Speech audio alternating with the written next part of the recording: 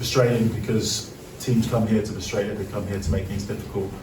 You have to force it. You have to pry them out of positions, and you have to set a statement of intent that you're gonna make it difficult for them. And we didn't do enough of that in the first half. As a result, you get punished from defending a routine situation not very well, with an extra runner in the box, not tagging onto him and giving away an easy goal. And that's what they come to do. That's what Dundee come to do. They come to make things difficult, try and get something and hold on.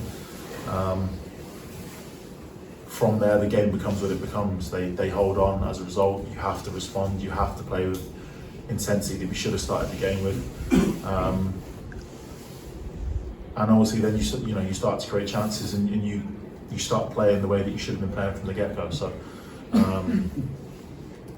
obvious frustrations, and anything less than a win is not good enough. So that's where I'm at right now, and everyone else is. In terms of the first half, talk about the lack of intensity. The manager said the first half wasn't good enough at all. Yeah. Why do you think it is? Is it mentality? Is it physicality? Tactically, why are the team performing like that in the first half? You speak about it till we're sort of blue in the faces. It's not for the want of trying. It's not for the reminders. It's not. But people have got to do it. People have got to take the initiative.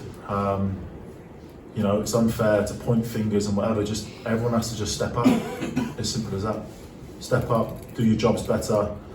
Track your runners better, get forward better, do everything. It's on everyone. We've had discussions, unfortunately, already so far this season where we felt that we haven't done enough of that in games that we've been beaten, even games that we've won where we feel like we need to have done more. So you can speak about it, you can tell people have got to do it. It's on the individual ultimately to push and to make sure that their standards are high enough, and then everything else follows collectively. So there's no one group to blame. We all just have to step up and start doing our jobs better. Jack, do you still believe you're in a title race as things stands? People might not think that. You won't catch us not thinking that. The reality, we know what it looks like, and we know we need to perform better if we want to be in a title race. By no means are we out of it, but we've given ourselves way too much to do at this point, and we need to start closing that gap. And performances like that aren't going to help us. Well, there's some serious scrutiny in the manager and his position right now. I mean, as you as players, how does that feel when you see him having to face the kind of criticism that he's facing? It's part and parcel of it. It's on all of us. Do you know what I mean? If you're not winning at Rangers, it's on all of us. Ultimately, the manager faces that, and he has to face that more than any of us. But it's on us all. And we're not in a position, we're not going to be pointing fingers, as I've said a minute ago. We've got to stick together. Completely understand the fans' frustration, rightly so, that turn up and support us everywhere we go. Horrible conditions, great conditions, whatever it may be, they expect to see more. And that's not just on the manager, that's on all of us. If there's any positives today, I suppose it'll be Giannis coming on, Daniil coming on and giving you a wee bit of the spark that's sort of been missing this season in the second half. Is that something that gives you any sort of crumb of sort of encouragement? Look, there's lots of encouragement. I know when you say something like that, it's given where we sit. We have the tools, we have pieces like that are fantastic players that have been out, come back, injuries and whatnot, other people to come back as well. There's bright spots there. Even the lads that did come off at half time and the lads that played the whole game, whatever it may be, there's enough there, but we need to show it more often. The game then becomes like that, and they have quality. They have real quality, and in the end play a part in a really good goal. And what should have ultimately ended up being more goals, but what for putting ourselves in a difficult position, and Jack Walton making some fantastic saves today, who's probably the best player on the pitch, ends up being a difficult day.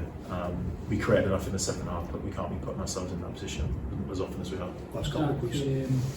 Clayton, do you think the Rangers supporters are going to see a version of this side that is capable of clawing back, which by closing play today could be an 11 point gap?